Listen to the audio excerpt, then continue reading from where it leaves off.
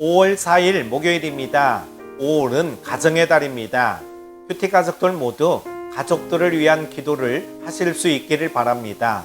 그래서 가정의 모든 문제들이 다 회복되고 응답받는 역사들이 나타나기를 축복합니다.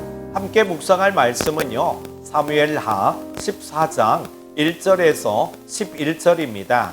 수루야의 아들 요압이 왕의 마음이 압살롬에게로 향하는 줄 알고 두고아의 사람을 보내 거기서 지혜로운 여인 하나를 데려다가 그에게 이르되, 청하건대 너는 상주가 된 것처럼 상복을 입고 기름을 바르지 말고 죽은 사람을 위하여 오래 슬퍼하는 여인같이 하고 왕께 들어가서 그에게 이러이러하게 말하라고 요압이 그의 입에 할 말을 넣어주니라. 두고아 여인이 왕께 아랠 때에 얼굴을 땅에 대고 엎드려 이르되, 왕이여 도우소서 하니 왕이 그에게 이르되, 무슨 일이냐 하니라.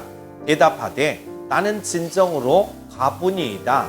남편은 죽고 이 여종에게 아들 둘이 있더니 그들이 들에서 싸우나 그들을 말리는 사람이 아무도 없으므로 한 아이가 다른 아이를 쳐 죽인지라. 온 족속이 일어나서 당신의 여종 나를 핍박하여 말하기를, 그의 동생을 쳐 죽인 자를 내놓으라.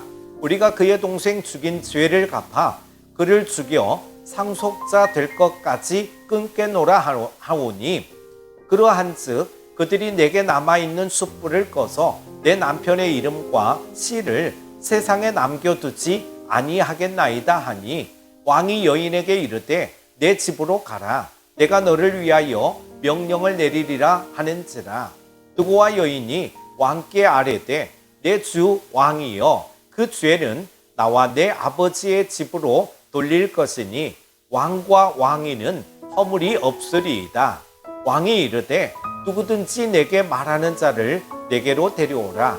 그가 다시는 너를 건드리지도 못하리라 하니라. 여인이 이르되, 청하건대 왕은 왕의 하나님 여호와를 기억하사 온수 갚는 자가 더 죽이지 못하게 하옵소서. 내 아들을 죽일까 두렵나이다 하니, 왕이 이르되, 여호와께서 살아계심을 두고 맹세하노니 내 아들의 머리카락 하나도 땅에 떨어지지 아니하리라 하니라. 아멘. 스테로이드는 염증 치료에 효과가 좋지만 장기간 과하게 사용하면 부작용도 많은 약입니다. 인간적인 생각도 이와 비슷합니다. 자기 머리에서 나온 생각은 효과가 빨리 나타납니다. 그러나 부작용이 반드시 따라온다는 것을 잊지 말아야 합니다. 오늘 본문에서 요압은 인간적인 방법을 사용해 다윗과 압살롬의 화해를 주선합니다. 요압의 계획대로 압살롬이 돌아오면서 그의 계획이 성공한 것처럼 보였지만, 압살롬의 귀환은 결국 반역이라는 다윗 왕국 최대의 이기를 가져옵니다. 요압은 다윗과 압살롬을 이어주는 역할을 하려고 합니다. 겉보기에는 선의를 가지고 다윗을 도우려는 것처럼 보이지만, 그의 기회주의적인 성품을 생각할 때 여기에도 숨은 의도가 있는 것으로 보입니다. 아마도 압살롬에게 도움을 주면서 왕이 후계 구도에서 그의 편에 서고자 했을 것입니다. 동기가 순수하지 못하면 하나님의 뜻을 기다리기보다 인간적 방법을 선호하게 됩니다. 주님의 때를 기다리는 것이 가장 좋은 방법입니다.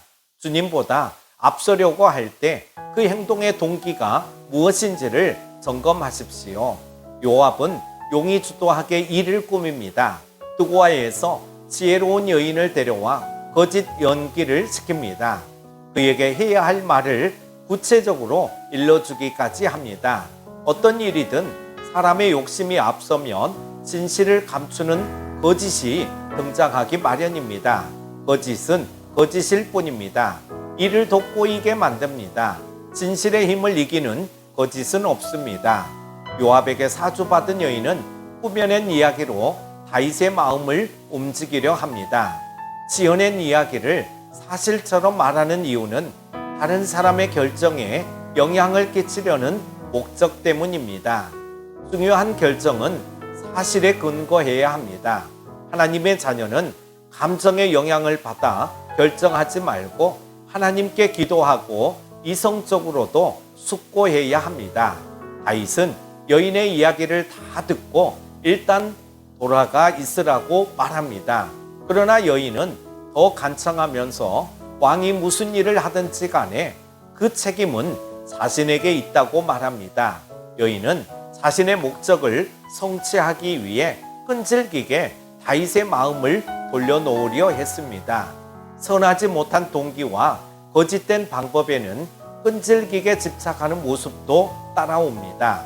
하나님의 자녀들은 모든 일에 선한 동기와 바른 방법으로 일해야 하며 일의 결과는 하나님께 맡겨야 합니다. 다윗은 결국 여인의 말에 넘어가 성급하게 맹세합니다.